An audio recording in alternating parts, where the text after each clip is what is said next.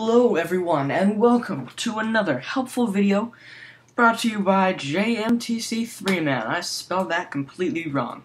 So today we are going to be, I'm going to be showing you how to play TF2. Now TF2 is a online multiplayer game where it has a bunch of different game modes and ways that you can play, and I'll go ahead and show you some of those now. So, the first game mode is PAYLOAD. Blue pushes the cart while red needs to stop them. So, I'm going to get to the training in a minute. I'll also put an annotation up, and in the description there's time that you can skip to just get to the training, and, you know, my settings that I have the controls set to. So, PAYLOAD, it's recommended for all skill levels because people who are new to TF2 can easily win and easily defend and attack. So blue attacks, red defends. King of the Hill is where both teams are attacking, and you have to hold the capture point for a certain amount of time in each round. And anyone can play that. Attack defend is where red and blue are attacking. It's similar to control points, but they're both attacking.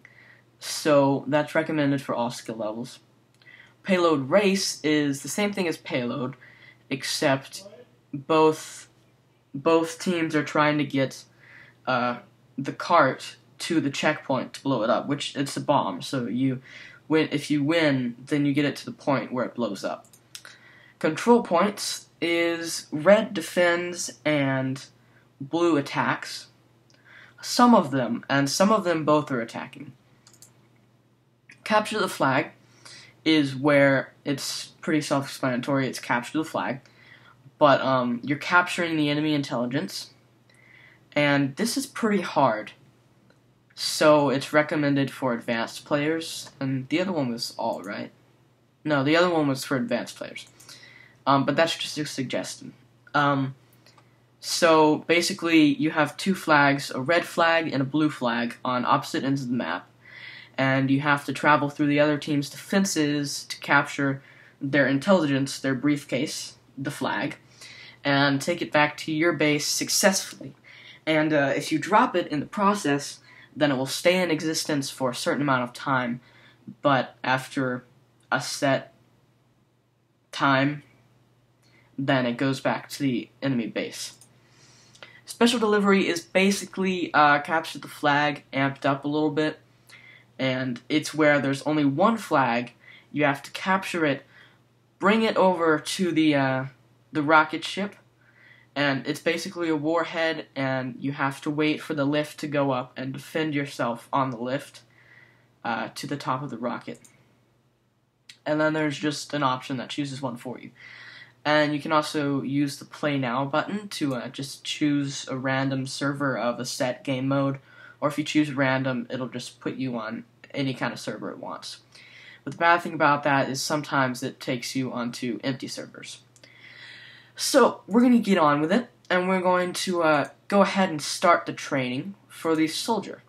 Now, the soldier has a rocket launcher, a shotgun, and a shovel. So, primary, secondary, melee.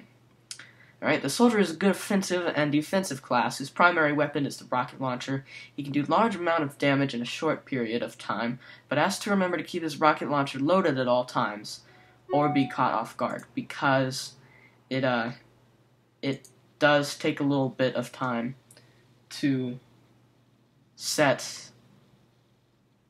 reload. So,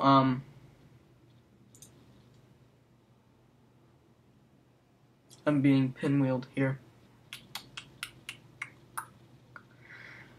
Alright, so the first time you launch a training mission, which I highly suggest you do, it will take a fair amount of time. It'll also take a long time to open the game itself. And whenever you connect to a server, it is painfully slow.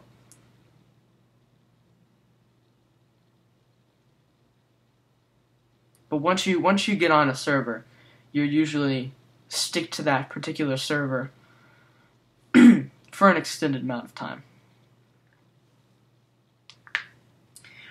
Alright, so I'm not gonna go through the training for you guys because I just kind of want to show you my options, my controls. Now, my controls make a bit more sense than the default controls that they have set. So I'm just gonna go ahead and scroll through these and tell you the ones I changed. Duck is shift. Voice communication is T for talk, and it's closer. Chat message is enter, as it is on most MMO games. Team message is U, that's the default, I don't use that too much. Voice menu 1, 2, and 3 are R, F, and V. And basically what that is you can call for a medic, or you can say like spy, you can ask for help, just kind of stuff like that. Change class is tab, because again, it's right there. Change team is period, believe that's the default. Taunt is Z, because it's right there.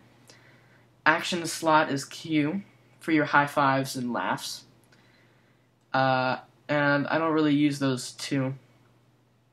Demo man through spy uncloak is mouse 2, which is the default. Last disguise I have set to mouse 4 because I have a gaming mouse, the Razer Naga. So yeah, I'm a nerd. I know the name of my mouse, and it's got 2 extra buttons, 4 and 5, and then it has like a keypad on the side. Toggle disguise team is Y, and you won't really need to use that. Only if you're a Dead Ringer spy, and that's pretty advanced, and you won't unlock that for a while. Primary attack is left click. Reload is E, because you already have R set something.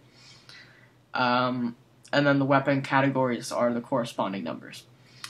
Then on multiplayer, advanced, I have that unchecked. Automatically reload, because sometimes reloading takes a long time. Fast weapon switch is when you hit the number, it just goes ahead to that weapon. Play a hit, so you hit somebody, display damage over the target. Play a sound when the sniper rifle is fully charged, that's pretty useful. Rezoom after firing a zoom shot, very useful as well. Display a marker over the player you're healing, which is a little arrow, and then this is so you don't get called as a medic just when they choose. If they have low health, then it'll automatically call you to them. Colorblind mode, because I have a little bit of trouble with colors, and it's a little bit more useful. Non-standard items, special items like they bought or they unlocked. Glow effects, so you can see the objectives through walls. And I have nothing else checked before or aside from suicide after choosing player class, and that's just so you switch to that class immediately.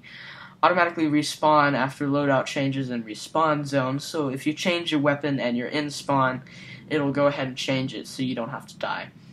I do not know what draw view models is, and in TF2 people can use spray paint, and what that is they can choose a picture, any kind of picture they want from anywhere in the world, and they can put it up on the walls of the arena of the map, pretty much anywhere on the map. And because this is a game that any age can play, it may be a smart thing to disable sprays, because there could be some very inappropriate things on there, and I have run into some where I had to turn it off. Close the server browser after connecting to server, synchronize with Steam Cloud, so if you're on another computer it saves your backpack or your new items. Screenshots and trade alerts.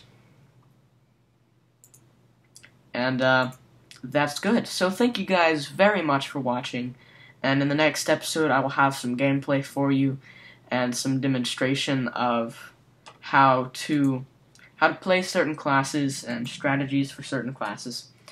So once again, thank you very much, and I hope I didn't go over my time limit of 15 minutes here. So I'm going to go ahead and end it, just on the safe side.